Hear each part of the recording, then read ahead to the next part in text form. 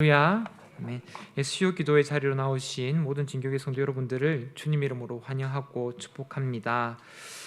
우리는 모두 예수님을 믿고 그리고 영적인 신앙생활을 해 나가고 있습니다.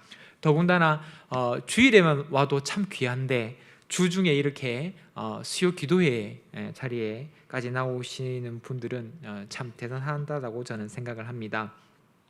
그래서 사람들은 우리를 예수님을 주라 고백하며 따르는 그리스도인, 크리스찬, 기독교인 이렇게 부르는 것이죠. 그래서 우리가 이 신앙생활을 하면서 이제 하는 가운데 가끔씩 이렇게 착각하시는 것이 있는 게 뭐냐면 우리 신앙생활이라는 게 아주 편안한 생활이다. 그러니까 신앙생활을 하면 모든 것이 다 형통하고 아무런 문제가 없고 그렇게 편안한 생활이 신앙생활일 것이다 라고 생각하는 경우가 있다는 것입니다. 하지만 현실은 우리 영적 생활 가운데 많은 싸움과 우리가 흔히 말하는 영적 전쟁이 존재를 합니다. 우리는 이 전쟁에서 당연히 이겨야겠죠. 영적 전쟁에서 패배하면 실제로도 이제 우리가 남한과 북한이 전쟁을 하기도 했고 또 우리나라 역사가 많은 전쟁의 역사가 있었지만 전쟁에서 지면 얼마나 많은 고통이 따르는지 모릅니다. 그래서 우리가 영적 전쟁도 많은 고통이 따르게 되는데요. 성도 여러분들은 어떻습니까? 아마 오늘 수요 기도의 자리로 나오기 전까지도 구체적으로 예를 들 수도 있겠지만 본인이 생각할 때는 정말 영적 전쟁이 치열하다, 정말로 많은 영적인 공격들이 있다 라며 생각을 하면서 이 자리에 무거운 발걸음으로 오신 분들도 계실지 모르겠습니다. 그래서 오늘 말씀에도 이 싸움하는 것에 대한, 전쟁하는 것에 대한 말씀이 등장을 하는데, 그래서 우리가 승리하는 전쟁이라는 설교 제목으로 말씀 나눌 때에 많은 은혜 받으시는 시간 되시길 바랍니다. 그럼 우리는 먼저 어떤 싸움을 싸워 나가야 하는가요? 그것은 모든 이론에 대해 대적하며 싸워야 합니다. 4절 말씀에 우리의 싸우는 무기는 육신에 속한 것이 아니요 오직 어떤 견고한 진도 무너뜨리는 하나님의 능력이라 모든 이론을 무너뜨리며. 이 고린도 10장 오늘 말씀을 우리가 보고 있는데요.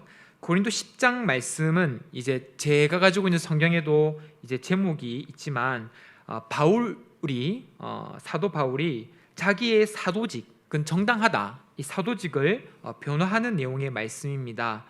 우리는 이 바울이 다메섹 도상에서 예수님을 만나 인격적으로 변화되기 전까지 그는 예수님을 믿는 자들을 잡아 죽이려고 혈안이 되어 있던 사람이었습니다. 하지만 그는 예수님을 만나고 난 이후 그 누구보다도 예수님을 열정적으로 전하는 자로 180도 변화하게 되었습니다. 고린도 교회는 많은 문제를 가지고 있던 교회로서 사도 바울의 사도권을 인정하지 않았고 도리어 사도 바울이 인격적으로 문제가 있는 사람이다 라는 거짓된 말들을 쏟아내기도 했습니다. 이에 대해 바울은 목소리를 높여서 논리적으로 그들에 대해 자신의 사도권을 변호했던 것이지요. 우리도 바로 믿음의 생활을 하는 가운데 이러한 영적 공격들이 얼마든지 올 수 있으며 이 말씀에서와 같이 심지어는 같은 믿음의 공동체 내에서도 우리 자신을 향한 손가락질 그리고 오해, 모함이 얼마든지 있을 수 있다라는 것입니다. 그래서 바울은 이러한 것들을 싸움을 싸우는 것에 비유하면서 오늘 고린도후서 10장의 말씀을 하고 있는 것이지요. 그래서 먼저는 하나님의 능력은 모든 이론을 무너뜨린다라는 말씀을 하고 있습니다. 그래서 비유로서 어떠한 견고한 진, 이런 방어하는 것들을 무너뜨린다. 아무리 그게 견고하고 튼튼하고 해도 하나님의 능력은 다 무너뜨린다라는 것이죠. 여기에서 견고한 진은 무엇을 비유하냐면 하나님을 대적하여 이루어진 모든 악한 이론들을 뜻합니다. 전쟁이나 싸움을 할 때는 당연히 무기가 있습니다. 정 없으면 우리가 주먹이라도 이렇게 쥐고 싸움을 하지 않습니까? 싸움을 할 때 좋은 무기, 강력한 무기를 쓰면 전쟁이나 싸움에서 이길 확률이 당연히 높습니다. 그래서 예를 들면 미국도 싸움을 잘하는 이유가 사실 무엇입니까? 좋은 무기들을 많이 가지고 있기 때문 아닙니까? 그 미국의 대통령 이름을 실명을 걸었으면 그렇지만 트럼프 대통령이 이제 북한의 계속 이제 제가 김정은이라는 호칭을 그냥 쓰겠습니다. 자기 책상 앞에 그 핵폭탄, 핵미사일 그 발사하는 그 버튼이 많다고 막 이렇게 위협을 했습니다. 그러니까 트럼프 대통령이 나는 그보다 더 큰 버튼이 있다고 막 이렇게 서로 이제 자기들 무기가 더 세다라고 이렇게 그 목소리를 높이는 것입니다. 하지만 우리의 싸우는 무기는 이런 육신적으로 눈에 보이는 무기가 아닌 것이지요. 바로 영적으로 보아야 할 것들입니다. 그래서 하나님의 능력이 바로 이 하나님에 대적해서 높아져 있는 모든 악한 이론들을 다 무너뜨릴 수 있는 능력, 이것이 무기가 된다 하는 것이지요. 전쟁은 앞서 말씀드린 대로 반드시 이겨야 합니다. 그리고 그와 관련해서 전쟁은 반드시 승리하는 자와 패배하는 자가 존재하게 됩니다. 승자는 엄청난 부와 영광을 누리게 되죠. 하지만 패자는 비참한 상황, 전쟁 배상금도 치러야 되고, 지금은 아니지만 옛날에는 막 노예로 잡혀가기도 했습니다. 우리는 전쟁의 이러한 특징, 싸움의 이러한 특징을 잘 알고 있기 때문에 누군가와 싸움이 일어나려고 하면 가슴에 손을 얹고 솔직히 생각해 보십시오. 나는 누구랑 싸움이 붙었을 때 나는 지기를 좋아한다. 이게 그 가슴속으로 그냥 손을 들어보시면 됩니다. 나는 지기를 좋아한다. 없지요? 저는 최근에 제 아내의 그 친척 이제 제 처형이 그 딸이 있는데 저에게 조카가 되겠죠? 조카입니까 그러면? 안질라 하더라고요. 제가 이제 이모부가 되니까 안질라고 합니다. 나이가 이제 4살 5살 되려고 하는데 절대 이제 지기 싫어하는 것이죠. 보면서 무슨 생각을 했냐면 이게 그 사람들은 진짜 태어나면서부터 악한 존재다 이 생각을 계속 하게 됩니다. 이 죄인인 걸 인정하게 되는데 그러면 나이 든 사람, 이제 나이가 점점 들어서 어른이 된 사람들은 어떻게 할까?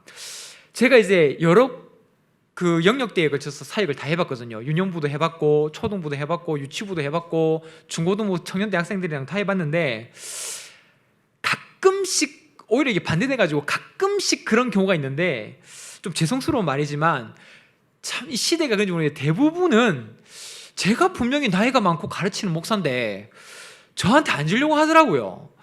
이 다음 세대를 두고 제가 어떻게 해야 되나, 서로 얼굴이 붉어지는 한이 있더라도 제가 호되게 혼을 내고 그렇게 하지 말아라고 이야기를 하는 게 그들에게 유익할 터인데 그렇게 하면 또 얼굴 붉혀져서 목사님이랑 말 안 해버리고 이래버리는 경우들이 많이 있으니까 항상 그게 고민입니다. 그럼 이제 다음 세대는 그렇다 치더라도 30대, 40대, 50대 어르신들은 어떻습니까? 지려고 합니까? 아니죠. 지면은 자존심도 상하고 이게 하여튼 여러 가지 마음이 복잡한 일들이 사실 생깁니다. 그렇지요? 제가 그 없는 이야기를 지어내는 것이 아닙니다. 그러니 다 필요 없고 그냥 무조건 이겨야 된다. 막 그런 것이죠. 근데 우리의 영적 싸움은 계속적으로 이야기하는 것이지만 우리의 어떤 육적인 보이는 이런 것으로 내가 한번 끝까지 나의 이 육신에 속한 것으로 이겨보리라 하고 싸우는 것이 아니라 끝까지 하나님의 능력, 하나님 안에서 우리가 싸워야 나가야 되는 것을 계속적으로 기억하시기 바랍니다. 그렇지 않으면 우리는 세상 사람 믿지 않는 사람들과 별반 다른 바가 없는 자들이 되는 것입니다. 그럼 앞서 말씀드린 대로 악한 이론들은, 하나님을 대적하여 있는 모든 악한 이론들은 무엇이 있을까요? 아마 우리 성도 여러분들도 대부분 다 아는 사실일 것입니다. 저는 생각해 보니까 동성애가 떠오르던데요. 얼마 전에 인터넷에 제가 기사를 보면서 가슴을 쳤던 일이 있습니다. 아마 여기 젊은 세대들이 좀 보이긴 하는데 혹시 이런 생각을 하고 계시는지 모르겠습니다. 자기가 목사 딸이랍니다. 그러면서 그 자매인데 하는 이야기가 뭐냐면 예수님은 동성애자도 사랑하십니다. 이렇게 이야기하는 겁니다. 목사 딸이래요. 목사 딸. 성도 여러분들은 어떻게 생각하십니까? 이 제정신입니까? 근데 모르겠습니다. 지금 20대, 10대 청소년, 청년부 지체들은 목사님 동성애 그 성소수자도 우리가 존중해줘야 되는 거 아닌가요? 이렇게 생각하지는 않을지 모르겠습니다. 이것이 바로 다 하나님을 대적하여 악한 이론들이라고 할 수 있는 것이죠. 왜 그렇습니까? 이것이 다 자기 사람의 좋을 대로 생각하기 때문에 그렇습니다. 인터넷에 기독교와 관련된 뉴스나 기사를 한번 살펴보시기 바랍니다. 교묘한 이론들이 성경의 가르침, 하나님의 가르침을 대적하고 있습니다. 더 예를 들어볼까요? 11조는 하지 않아도 된다고 가르칩니다. 제가 누구라고 이야기하지 않겠지만 제가 앞서 거쳐온 교회에서도 모 집사님 몇 분이 11조 하지 않아도 된다라고 당당히 외치던 집사님들이 계셨습니다. 혹시 지금 여기에도 그렇게 생각하는 분이 계시다면 정말 하나님께 이번 주일 오후 예배 설교 때처럼 지금이라도 늦지 않았으니 돌이키시기 바랍니다. 만일에 신학적으로 납득이 안 되신다면 저를 찾아오십시오. 제가 논리적으로 아주 조목조목 설명해 드릴 수 있습니다. 주일날 예배 안 드리고 그냥 아무 데서나 이름이 잘 알려진 목사님 설교 드리면 되지, 내가 편한 시간대에 밤 11시에 그냥 동영상 틀고 예배 드리면 그거 예배 드린 거 주일 성수한 거 아닌가? 이렇게 생각하는 분이 계시진 않으십니까? 이런 것들이 바로 하나님을 대적하여 높아진 악한 이론들입니다. 세상에 절대적인 진리는 없고 다 상대적이지 않냐? 제가 청년 사역이랑 청소년 사역을 해봤기 때문에 더 잘 알고 있습니다. 지금 20대와 10대, 지금 여기에 있는 20대, 10대 젊은이들이 계시다면 용서하시기 바랍니다. 여러분들을 겨냥해서 하는 이야기는 아닙니다. 10대, 20대 교회 다닌다고 하는 청년들, 청소년들이 가지고 있는 생각들이 다 목사님 그런 것들이 상대적인 것 아닌가요? 내가 옳다라고 생각하면 그것이 진리 아닌가요? 내가 지금 기분이 안 좋다는데, 내한테 지금 마음이 안 들다는데 왜 계속 교회에서는 하나님의 말씀만이 진리라고 가르치고 일방적으로 요구합니까? 라고 이야기했던 청년부 지체와 청소년부 지체가 있었습니다. 저는 있었던 사실을 이야기하지 없었던 내용을 지어서 말하지 않습니다. 우리의 노력과 우리의 힘으로 이것을 대항하기가 너무나도 힘에 부칩니다. 저도 차라리 내가 그 교회에서 사임하는 일이 있더라도 그 아이들과 싸워서 너희들의 생각이 잘못된 거야 라고 이야기하고 싶지만, 어느 순간부터 바른 이야기를 하면 나쁜 사람이 되어져 가고 있는 시대를 살아가고 있습니다. 그래서 정말로 이 모든 악한 이론들이 하나님을 대적하고 있는 것이지요. 하나님의 능력이 더욱더 필요한 시점입니다.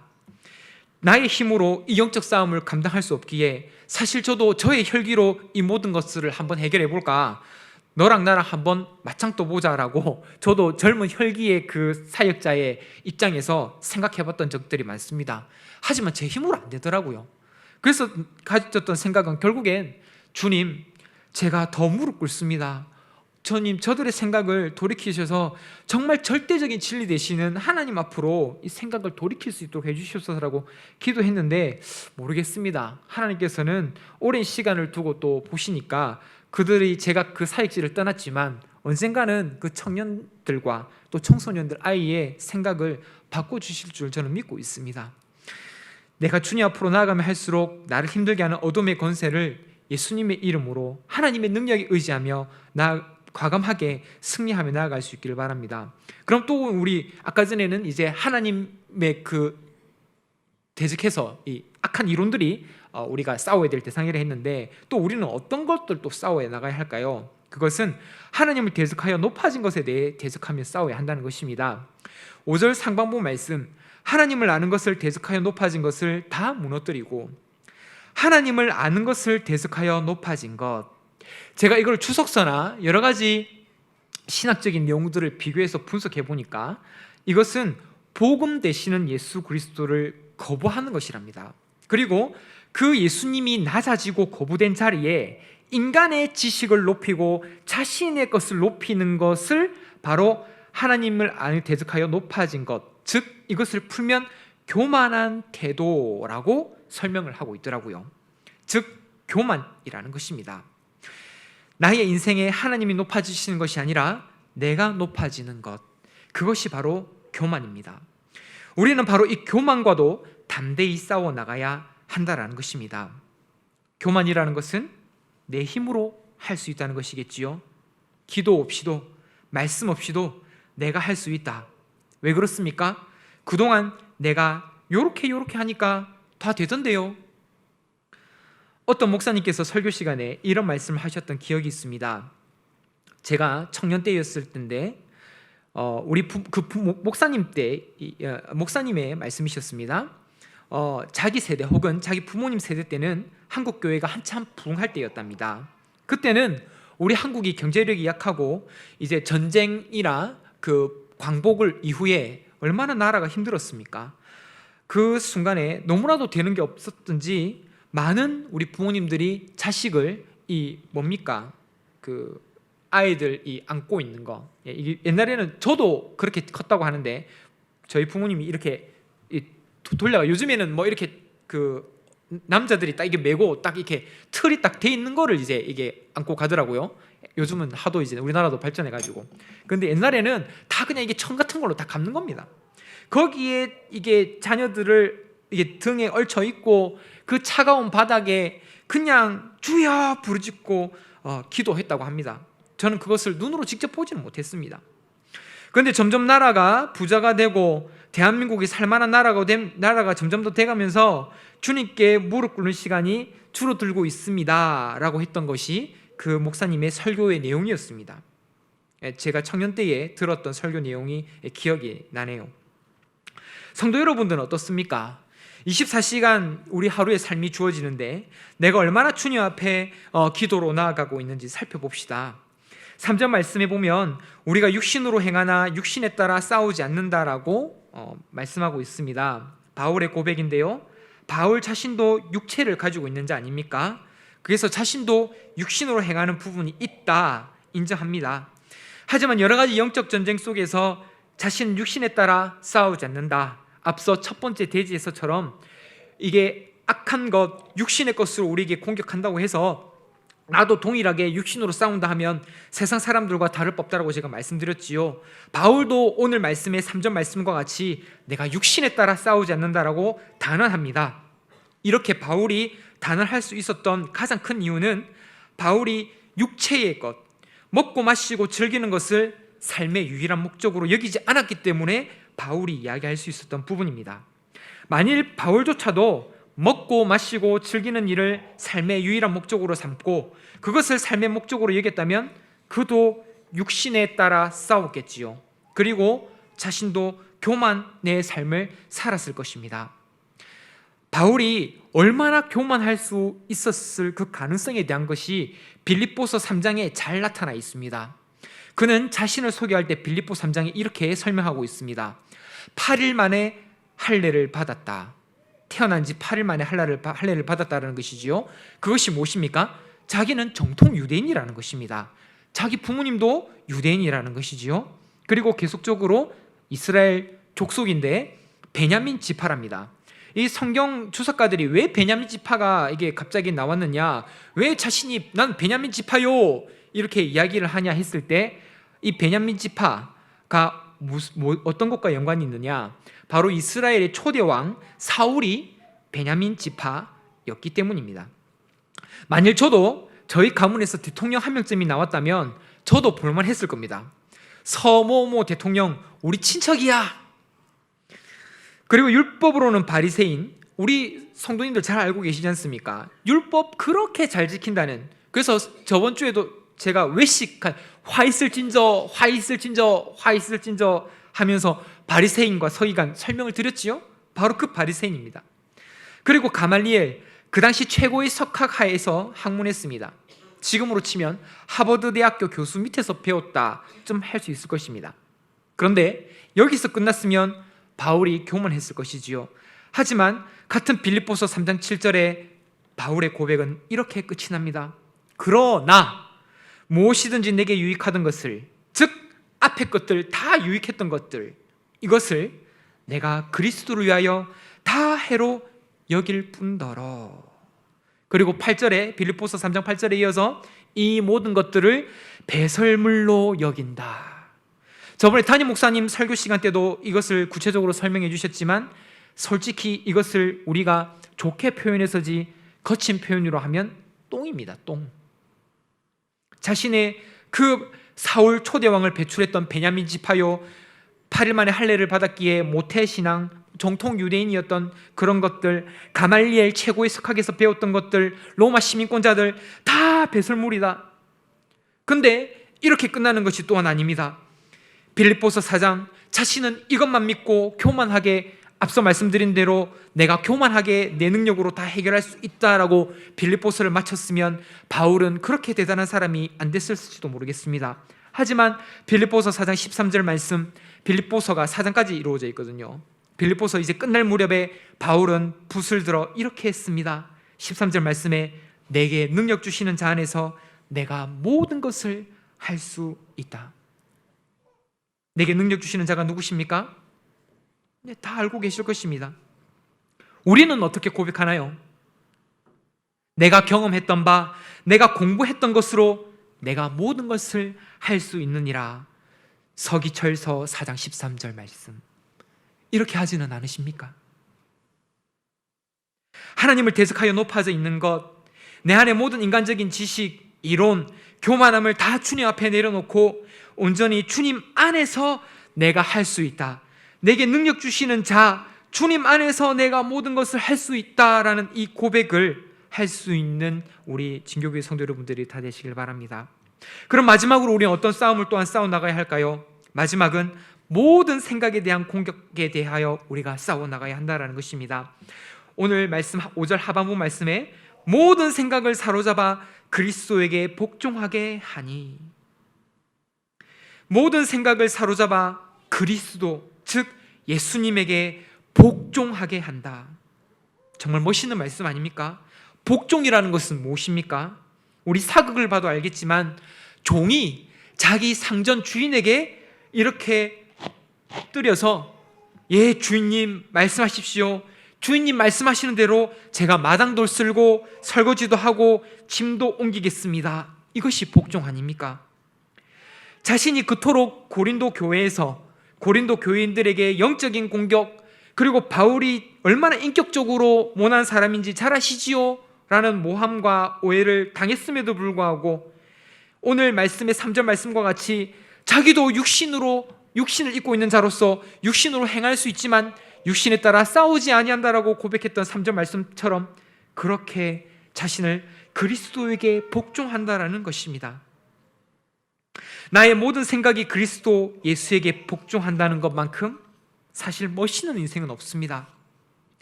생각을 그리스도에게 복종하게 되면 나의 인생은 내가 주인이 되어 사는 인생이 아니라 당연히 예수 그리스도께서 주인 되어 사는 인생이 됩니다. 맞지요? 그러면 이것이 되게 불편하고 힘들 것 같지만 오히려 편합니다. 왜 그렇습니까? 예수님이 시키는 대로 하면 되기 때문에 그렇습니다. 그런데 저도 군대에서 경험했는데 이 어리버리라는 표현을 씁니까? 정말 이 멍청한 지휘관은요 부하들을 힘들게 합니다. 차라리 이거 해 저거 해, 서기철 병장 저거 해 저거 해, 근데 그 시키는 게 똑부러지게 야무지게 딱 현명하게 지시를 내리고 하면은 제가 일들을 강압적으로 해도 즐겁습니다. 왜 그렇습니까? 다시 그 일을 또 이렇게 다시 할 필요가 없거나 그 시키는 대로 하니까 빨리 일이 끝나더란 말입니다. 그런데 어리버리하거나 무능한 그 지휘관이 계속 지시를 내리면 어떻습니까? 저도 군대에서 경험을 해봤는데 했던 일을 또 해야 됩니다. 그리고 일이 더 꼬입니다. 근데 우리에게 이렇게 해라 저렇게 해라 기쳐라 네가 이렇게 해라라고 우리에게 지시를 내리시는 분이 누구시라고요? 예수 그리스도이십니다. 모든 인간의 생사화복과 온 우주 만물이 어떻게 돌아가는지를 다 알고 계시는 그분이 우리에게 지시를 내리니까 그분대로 따라가면 그 결말이 어떻게 될까요? 당연히 그 결말이 좋을 수밖에 없습니다. 근데 한번 성도 여러분들도 가슴에 손을 얹고 생각해 봅시다. 어떨 때 일이 계속 꼬이던가요? 내 나름대로는 잘 될 거라고 생각해서 내 지혜로 이렇게 계속 이렇게 머리를 굴려봤는데 어떻게 되던가요? 계속 일이 꼬이지 않던가요? 24시간 우리가 무슨 생각을 하며 살아가는지 한번 오늘 수요 기도에 오셨으니까 오늘 하루에 있었던 일들을 한번 되새겨 봅시다. 누군가를 엄청 미워했던 생각이 많으시지 않았습니까? 음란한 생각이 우리의 머릿속을 지배하지는 않으셨는지요? 엄연히 불법인 줄 알지만 아무도 보지 않으니까 그냥 적절히 타협하고 해도 돼 라는 생각에 사로잡혀서 또 실제로 그것을 실행에 옮기지는 않으셨습니까? 다 나의 생각대로 했기 때문에 그렇습니다. 하지만 예수님이 주인된 사람, 예수님이 생각의 주인된 사람의 삶을 상상해 봅시다. 예수님께서 그를 조종해 가시기 때문에 모든 삶에 여유가 넘칩니다. 왜 그렇지요? 모든 것을 다 하시는 예수님께서 현명하게 유능하게 지시하시기 때문에 모든 일이 착착착 잘 돌아갑니다. 가정이 화목해집니다. 왜냐하면 그 가정을 지휘하시는 분이 결국에는 예수님이 되시기 때문에 그렇습니다. 그리고 타인을 사랑으로 대하게 됩니다. 왜 그렇습니까? 하나님이 곧 사랑이시기 때문에 그렇습니다. 그 사랑 많으신 하나님께서 계속 우리에게 어떤 것을 지시할 때 어떤 내용을 지시할까요? 성경에 나와 있는 대로 원수마저도 사랑하라라고 지시하시겠죠. 가정이 화목해지고 모든 사람과 더불어 화평함이 일어납니다. 그리고 그 사람이 속해 있는 직장과 단체가 그 사람을 통해 기쁨을 누리게 되는 것이지요. 이처럼 생각은 단순히 우리 머릿속에서 그냥 치고받는 것으로 끝나는 것이 아니라 악한 생각, 죄악된 생각은 악한 행동, 죄악된 행동을 낳게 됩니다. 로마서 8장 5절에서 6절, 육신을 따르는 자는 육신의 일을, 영을 따르는 자는 영의 일을 생각하나니 육신의 생각은 사망이요 영의 생각은 생명과 평안이리라. 이 로마서의 말씀처럼 육신의 생각을 계속 쫓아가면 그 끝은 사망입니다. 반대로 영의 생각을 하면 생명과 평안임을 말씀하고 있습니다. 성도 여러분은 사망과 그리고 생명과 평안, 이 두 가지 대립되는 것 중에 어디로 가고 싶으십니까? 당연히 대답은 목사님 생명과 평안이요 라고 답을 하실 것입니다. 하지만 자신이 지금 어떤 생각을 하고 있는지 그것을 영상으로 촬영해서 볼 수 있다면 자신이 어떤 길로 가고 있는지 한번 생각해 보십시오. 사망의 길로 걸어가고 있지는 않으십니까? 전부는 아니더라도 그러면 영의 일을 생각하는 비중이 크십니까? 아니면 육의 일을 생각하는 비중이 오늘 하루의 삶 속에서 더 크신가요? 저번에도 말씀드렸지만 사탄이 공격하는 부분이 바로 이런 것입니다. 으악! 머리에 뿔 달고 막 피 흘리고 막 눈이 이렇게 올라가지고 이렇게 공격하러 오는 것이 아니라 우리의 생각을 교묘하게 틈을 비집고 들어와서 그래 기철아 봐봐봐 너는 지금 이렇게 해야 돼. 그래서 계속적으로 악한 일을 하게 만드는 것입니다. 결국 우리의 그 악한 생각은 악한 행동을 하게 되고 계속적인 사망의 길로 걸어가게 되는 것이죠. 우리는 이런 계속적인 싸움 가운데 앞서 말씀드린 이 모든 생각의 영역이나 그 다음에 하나님으로부터 대적되어진 것들 다 그런 것들을 대적할 때 결론적으로 말씀드리는 것은 결국 우리가 나의 어떤 지혜와 경험과 어떤 노하우로 이기는 것이 아니라 하나님의 능력을 의지하여 이겨나가야 한다는 것입니다. 저도 뭐 인생을 오래 살지 않았지만 이제 40 정도 살아왔는데 저조차도 살아보니까 믿음의 신앙생활을 하다 보니까 별의별 희한한 공격들이 다 있습니다. 저는 그런 걸 의도하지도 않았고 전혀 그런 생각도 없었는데도 목사님 그런 생각 가지고 있지요. 목사님이 그때 보였던 그 행동이 지금 이런 생각을 가지고 있는 것이지요. 차라리 제가 그런 생각을 하고 있다가 그런 지적을 받으면 분통 터지지도 않습니다. 근데 제가 그런 생각을 안 했는데 그런 모함이나 오해를 받아보십시오. 막 복장이 터질 것 같습니다. 근데 저보다 신앙생활을 더 오래 하신 장로님, 권사님은 오죽하시겠습니까? 그냥 딴 데 쳐다봤는데 뭐 그 딴 데 쳐다본 거 가지고 또 뭐라 그러고 또 이번에 고개를 숙이고 있는데 또 고개 숙이고 있다고 또 뭐라 그러고 예를 들면 그렇다는 겁니다. 이런 공격이 있을 때 반드시 기억할 것은 오늘 3절의 말씀과 같이 우리가 육신에 속해 있지만 육신과 혈기에 따라서 그래 니도 목소리 높이네 나도 한성격 한다, 한번 붙어보자. 니 죽고 내 죽자. 내가 교회를 떠나든지 네가 교회를 떠나든지 뭐 이렇게 하는 순간 다 끝난다는 것이지요. 바울의 고백같이 육신에 따라 싸우지 아니한다. 왜 그렇습니까? 내가 끝까지 추구하고 목표로 삼는 것은 먹고 마시고 즐기고가 아니라 하나님 나라를 구하며 하나님의 영광을 구하며 살아가고 있는 것이기 때문에 그렇습니다. 반드시 하나님께서 우리에게 허락하신 이 기도와 말씀으로 정말 내가 분통 터지고 영적인 공격이 우리를 이렇게 치고 들어올 때에 잠시 그 순간 쉬셨다가 새벽에 조용하고 기도하기 좋은 그 순간에 그 보따리 다 싸가지고 그 기도 순간 때 한번 하나님 앞에 풀어보십시오. 그러면 신기하게도 하나님께서 다 풀어주십니다. 제가 왜 그렇다 말씀드렸습니까? 예수님 하나님께서 유능한 지휘관이시기 때문에 그렇습니다. 그러므로 사랑하는 진교교회 성도 여러분, 우리는 영적 공격이 들어와서 이제 마음속에 막 전쟁이 일어나고 싸움이 일어나고 할 때 어떤 자세로 살아가고 있는지 생각해 봅시다. 아마 지금 제가 이 설교를 하고 있는 이 가운데서도 아마 최근에서도 정말 이런 영적인 공격, 마음의 싸움, 믿지 않는 남편 때문에, 그리고 심지어는 믿고 있는데 같은 여전도회 회원들 때문에, 아니면 같은 목장에서 이런 싸움이 있으신 분이 계신지도 모르겠습니다. 모든 이론을 무너뜨리고 하나님을 대적하여 높아진 것, 그리고 나의 생각을 온전히 쳐서 예수님께 복종하며 살아가고 있는지 살펴봅시다.